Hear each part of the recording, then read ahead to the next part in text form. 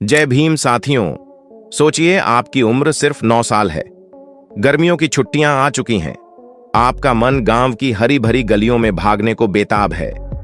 मां के हाथ की रोटियों की खुशबू, दोस्तों के साथ मिट्टी में खेलना, खेतों में बहती ठंडी हवा, सब आपकी आंखों के सामने है।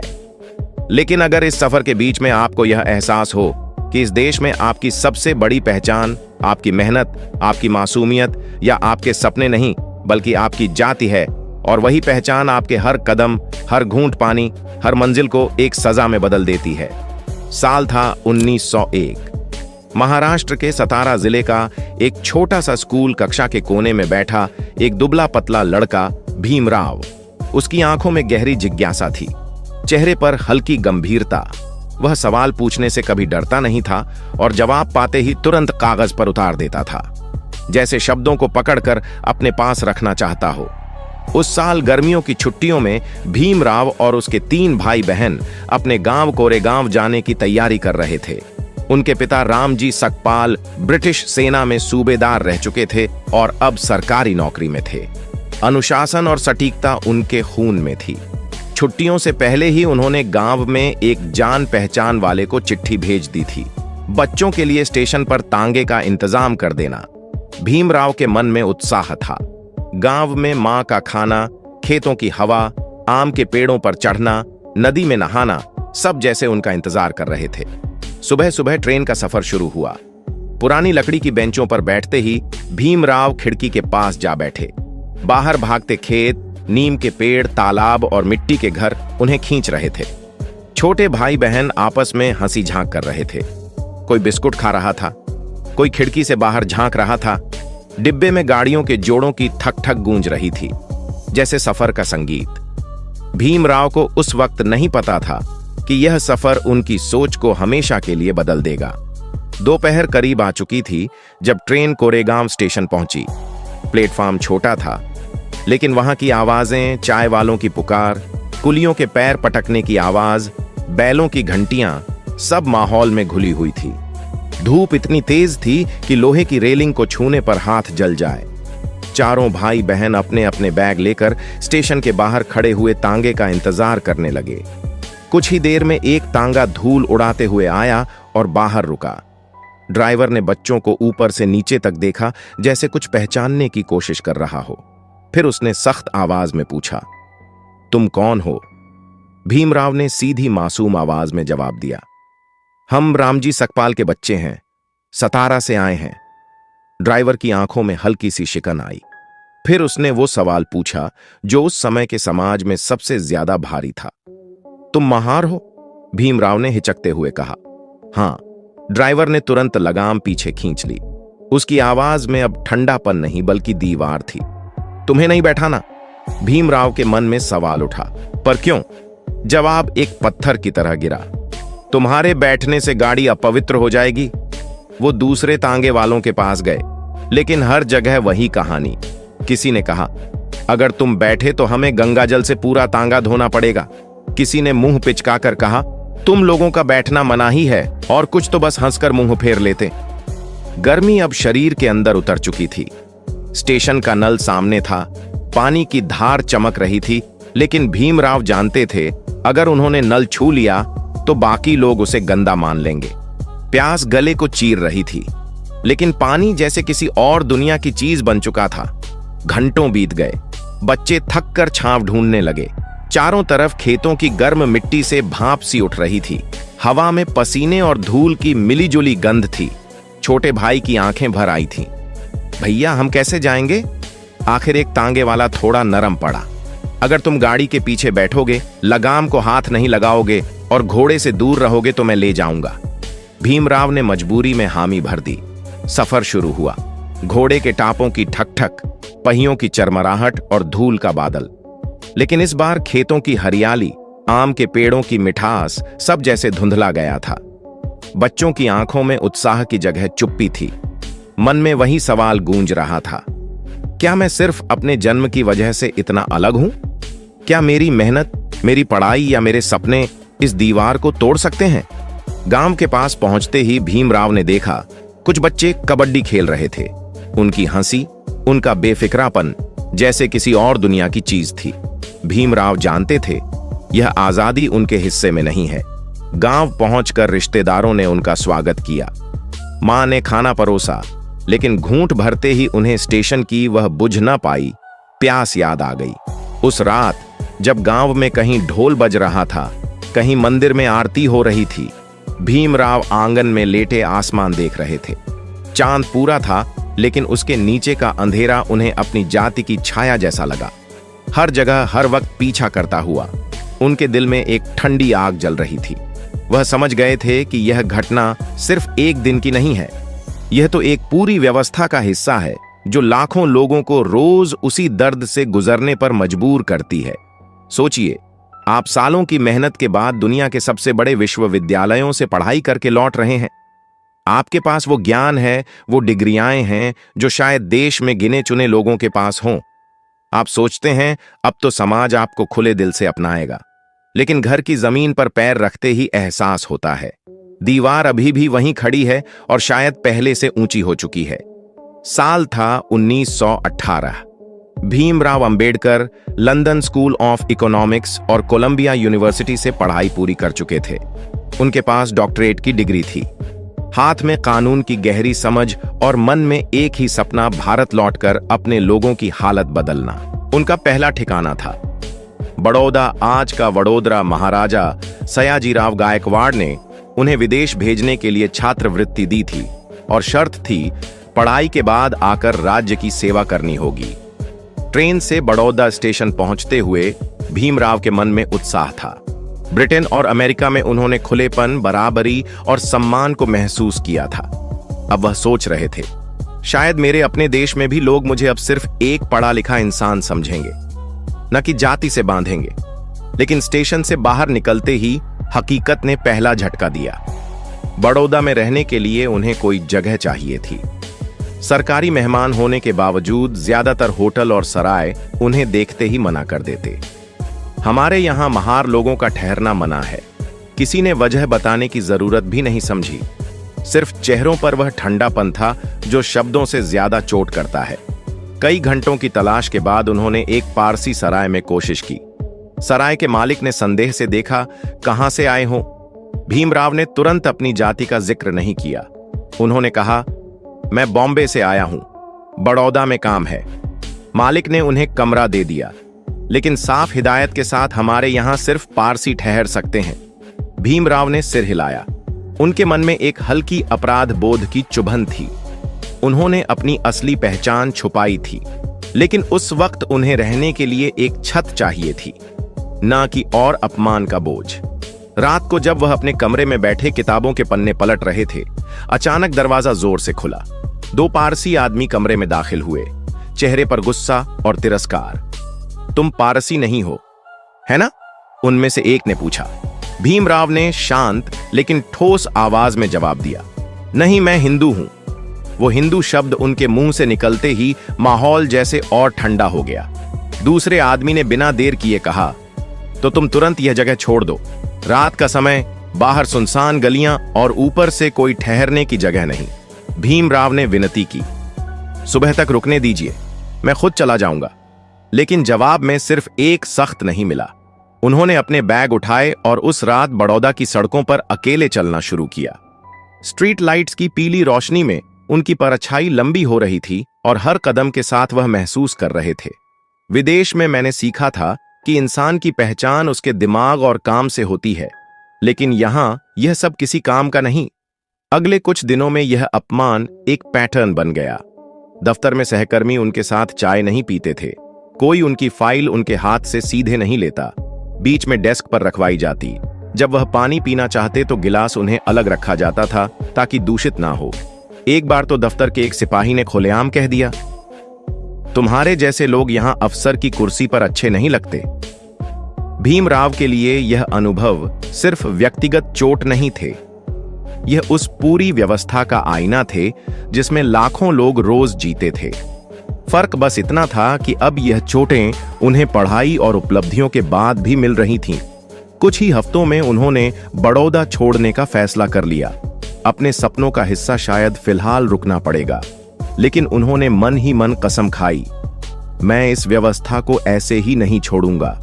सोचिए, आपको प्यास लगी है, गला सूख रहा है, सामने साफ ठंडा पानी है, लेकिन एक अदृश्य दीवार आपको उससे रोक रही है। दीवार पत्थर की नहीं, वह बनी है परंपरा, धर्म और सदियों से चले आ रहे भेदभाव से। सवाल यह है, क्या आप चुपचाप प्यासे लौट आएंगे या उस दीवार को तोड़ने का फैसला करेंगे? 1920 का दशक था। भारत आजादी की लड़ाई लड़ रहा था, लेकिन समाज के एक बड़े हिस्से के लिए आजादी का मतलब ही अलग था, क्योंकि वह अपने ही गांव के कुएं का पानी नहीं पी सकते थे। भीमराव अंबेडकर अब तक पढ़ाई, नौकरी और अपमान के कई दौर देख चुके थे, लेकिन उन्होंने महसूस किया कि यह व्यक्तिगत लड़ाई नहीं है, यह एक सामूहिक जख्म है। उसके बाद हुई महाड़ की कहानी की शुरुआत। महाड़ महाराष्ट्र का एक छोटा सा कस्बा। यहां एक बड़ा सार्वजनिक जलाशय था, चवदार तालाब। नाम तो सार्वजनिक था, लेकिन दलितों के लिए इसके पानी को छूना तक मना था। अगर कोई कोशिश करता तो मारपीट, जुर्माना या पूरे गांव से बहिष्कार का डर था। स्थानीय नगर 1926 में अंबेडकर ने महाड़ में एक सभा बुलाई। इसका मकसद साफ था, दलित समाज को अपने अधिकार के लिए खड़ा करना। सभा में हजारों लोग दूर दूर के गांवों से आए। वे साधारण कपड़ों में थे, लेकिन उनके चेहरों पर उम्मीद और जोश साफ दिखता था। डॉक्टर अंबेडकर ने मंच से कहा, आज हम सिर्फ पानी पीने नहीं जा रहे, हम यह साबित करने जा रहे हैं कि इंसान होने के नाते यह हक हमारा है। सत्याग्रह का पहला कदम। सभा खत्म होते ही अंबेडकर के नेतृत्व में हजारों लोग चवदार तालाब की ओर बढ़े। रास्ते में माहौल तनावपूर्ण था। ऊंची जाति के लोग खिड़कियों और छतों से यह दृश्य देख रहे थे। कुछ गुस्से में, कुछ हैरानी से तालाब के किनारे पहुंचकर डॉक्टर अंबेडकर ने एक पीतल का लोटा उठाया। पानी साफ था, सतह पर सूरज की रोशनी चमक रही थी। उन्होंने लोटा डुबोया, पानी निकाला और सबके सामने एक लंबा घूंट पिया। यह सिर्फ पानी पीना नहीं था, यह सदियों पुराने अपमान को चुनौती देना था। लोगों ने तालाब से पानी लेना शुरू किया। कुछ ने पिया, कुछ ने अपने साथ लाए बर्तनों में भर लिया। भीड़ में माहौल एक पल को उत्सव जैसा हो गया, जैसे किसी ने बेड़ियां तोड़ दी हों। लेकिन जैसे ही यह खबर गांव में फैली, ऊंची जाति के लोगों का गुस्सा फट पड़ा। उन्होंने आरोप लगाया, तालाब अपवित्र हो गया है। कुछ ने तालाब का पानी शुद्ध करने के नाम पर दूध और गोबर डाल दिया। उस शाम कई दलितों के घरों में पत्थर फेंके गए। कुछ लोगों को पीटा गया, धमकाया गया। यह साफ था, लड़ाई अभी शुरू ही हुई थी। डॉक्टर अंबेडकर का जवाब। अगले दिन डॉक्टर अंबेडकर ने एक और सभा बुलाई। उन्होंने साफ कहा, अगर हमारा पानी पीना अपवित्रता है तो इंसानियत क्या है? अगर हमें यह हक नहीं मिलता तो हम इन परंपराओं को नहीं मानेंगे। यही उन्होंने मनुस्मृति की एक प्रति जलाई। यह उस सोच का प्रतीक था जिसने सदियों से जाति व्यवस्था को कानून का रूप दिया था। सत्याग्रह का असर। महाड़ सत्याग्रह सिर्फ पानी के लिए नहीं था, यह एक प्रतीक था। इसने देश भर में चर्चा छेड़ दी। अखबारों ने लिखा, नेताओं ने बहस की और दलित समाज में एक नया आत्मविश्वास आया। लेकिन डॉक्टर अंबेडकर जानते थे, सिर्फ एक तालाब जीत लेना काफी नहीं है। असली बदलाव तब होगा जब हर गांव, हर शहर में यह हक बिना लड़ाई के मिले। भीतर का संघर्ष। सत्याग्रह के बाद की रात डॉक्टर अंबेडकर अकेले बैठे थे। उनके सामने जलता हुआ लाल अटेन, बाहर से आती हल्की बारिश की बूंदों की आवाज। वह सोच रहे थे, लोगों ने पानी को अपवित्र कहकर फेंक दिया, लेकिन क्या सच में पानी गंदा हुआ था या हमारी सोच? यह सवाल उनके दिल में गहरे उतर चुका था। शायद यही वह पल था जहां उन्होंने तय किया कि यह लड़ाई सिर्फ एक आंदोलन नहीं होगी, यह उनकी जिंदगी का मिशन होगी। सोचिए, आपके सामने एक इमारत खड़ी है, ऊंची, भव्य और आध्यात्मिकता का प्रतीक। इसके दरवाजे हर वक्त खुले रहते हैं। अंदर घंटियों की आवाज गूंज रही है, धूप दीप की महक हवा में तैर रही है, मंत्रों का मधुर स्वर कानों में पड़ रहा है। लेकिन जैसे ही आप सीढ़ियों की पहली पायदान पर कदम रखते हैं, सन्नाटा छा जाता है। आंखों में तिरस्कार उभर आता है और कोई आपको रोक देता है, यह जगह तुम्हारे लिए नहीं है। तब क्या आप चुपचाप लौटेंगे या उस दहलीज को पार करने की ठान लेंगे? महाड़ सत्याग्रह को 3 साल बीत चुके थे। दलित समाज ने पहली बार महसूस किया था कि सामूहिक एकता और संघर्ष से हक छीना जा सकता है। लेकिन डॉक्टर अंबेडकर जानते थे यह लड़ाई पानी या तालाब पर खत्म नहीं होगी। असली चुनौती धार्मिक स्थलों पर थी, क्योंकि वहां का भेदभाव सिर्फ एक सामाजिक नियम नहीं बल्कि एक धार्मिक आदेश की तरह स्थापित था। नासिक कालाराम मंदिर उस द्वार का प्रतीक था, भव्य पत्थरों से बना, सैकड़ों साल पुराना और पूरे क्षेत्र की आस्था का केंद्र। लेकिन इसकी पवित्रता के दरवाजे दलितों के लिए हमेशा बंद थे। 1930 की शुरुआत में डॉक्टर अंबेडकर ने अपने सहयोगियों के साथ बैठकर योजना बनाई। उद्देश्य साफ था, कालाराम मंदिर के दरवाजों पर दस्तक देना, ताकि दुनिया को बताया जा सके कि भगवान के घर में किसी का भेदभाव से स्वागत नहीं होना चाहिए। सभा में डॉक्टर अंबेडकर ने कहा, हम भगवान को छूने नहीं जा रहे, हम इंसाफ को छूने जा रहे हैं।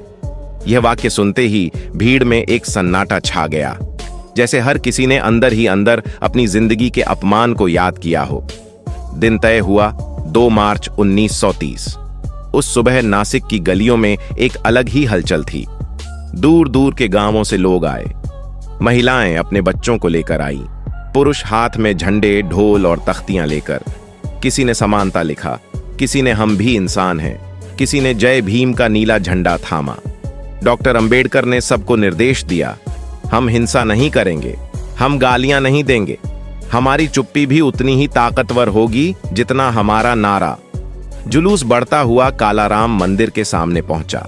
गेट के पास पहले से ऊंची जाति के लोग खड़े थे, कुछ पुजारी, कुछ गांव के जमींदार और कई युवक जिनके हाथ में डंडे और पत्थर थे। उनकी आंखों में गुस्सा और अहंकार साफ था।